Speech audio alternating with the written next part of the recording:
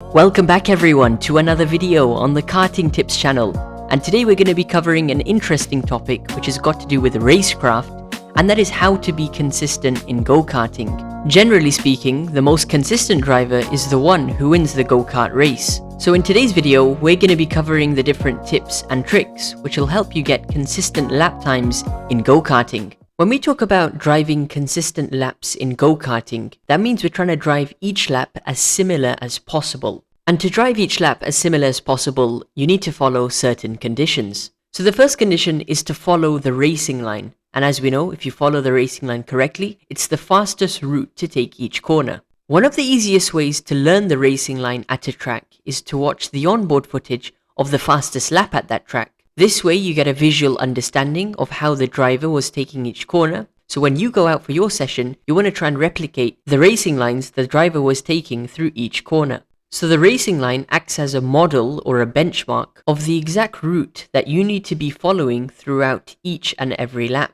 Remember, it takes time and a lot of practice to perfect the racing line. However, the first step in getting consistent lap times in go-karting is by sticking to the racing line throughout each and every lap. This leads us on to our next point, which is about braking. When you brake, your aim should be to slow the go-kart down as fast as possible. Generally speaking, you'd want to press the brake pedal hard with a good amount of brake pressure, so you're right on the limit of the rear end just snapping out on you. Now this technique will help you rotate the kart better, so when it comes to turning into the apex point, it becomes a lot easier.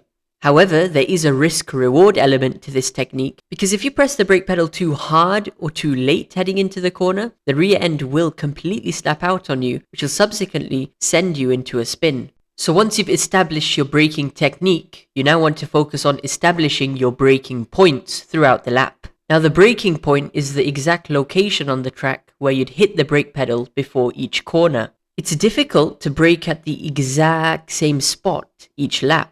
However, if you can identify a reference point, that can help you brake at a consistent point each lap. So if you want to produce consistent lap times, you firstly need to be comfortable with your braking technique. After that, you need to establish sensible braking points for each corner, where you're not risking everything or risking the kart going too deep or spinning out heading into the corner, which is going to completely screw up your whole objective of doing consistent lap times.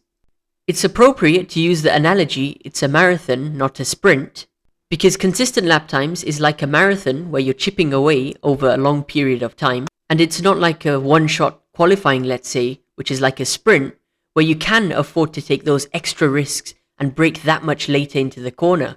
Now don't get me wrong, I'm not telling you to drive cautiously or slowly. I'm just saying that for consistent lap times, you need to be in that rhythm or groove, and you don't want a stupid mistake just to mess everything up.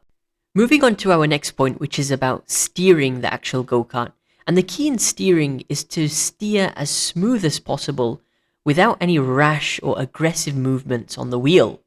If you're too aggressive with your steering, this will cause the kart to get unsettled, and you can either lose control of the go-kart or go off of the racing line. And as we watch the onboard footage, you notice I've got a firm grip on the steering wheel, but I'm trying to be as smooth as possible in my steering. And I'm trying to avoid any rash maneuvers to the left or right. And as you can see, I'm locked in, I'm in the groove, and I'm trying to steer as smooth as possible for each corner that's coming up. And for somebody who may have just started karting, who's watching this video, might be surprised at how little steering input or steering angle I'm putting in as I turn in. Coming up to this hairpin corner, for example, I'm just going to put about 90 degrees on. And that's because I'm able to rotate the kart, obviously with that technique of braking which we were explaining earlier. Now the reason why smooth steering contributes towards consistent lap times is because you have complete control over the go-kart, and you can dictate exactly where to position the kart, heading through each corner and ultimately across the stint of a race. Moving on to our final point, which may just be one of the most underrated points, and that is having mental strength and mental focus throughout the duration of the race. If you're trying to string together consistent lap times, it's important that you're fully focused at the task at hand, which is trying to drive each lap as similar as possible. As soon as you start the lap, you need to be thinking about which line you're going to take for the upcoming corner and where you're going to brake for that corner. And you want to repeat this mindset for every corner in every lap. The moment you deviate your thoughts and deviate your mindset from the task at hand is where you'll start to run into problems, because you're really going to be compromising yourself from achieving consistent lap times. Remember, don't drive on the racetrack as if it's a Sunday drive. Now, the best way to know if you're doing consistent lap times is by being able to see your lap time live in the moment, and that can be in the form of a scoreboard which is at the side of the track, and that displays your lap time after each lap, or even in pro karting, you'll obviously have an LED display with your lap time on the steering wheel. Now, this gives you a gauge of how well you are driving across the course of the lap, and at the end of the lap you have something to refer back to, which acts as feedback live in the moment. So an overall conclusion of how to drive consistently in go-karting is where you're creating a harmonious bond between the racing line, the braking points, and your steering. And once you get into the groove of things in the race, and you're sticking to your racing line, and you're acing your braking points, and you're driving smoothly, there's no doubt that you'll go on to do well in that race and string together consistent lap times. Remember, it takes a lot of practice to master these techniques. That's why it's vitally important that you do as many laps of driving on the track as possible. And with that, guys, I hope you did enjoy today's video. Let me know in the comment section down below what kind of techniques and tips you use to drive consistently in go-karting. Be sure to share this video with your friends. You obviously don't want to share it with your racing rivals. But until the next video, guys, keep karting and carry on.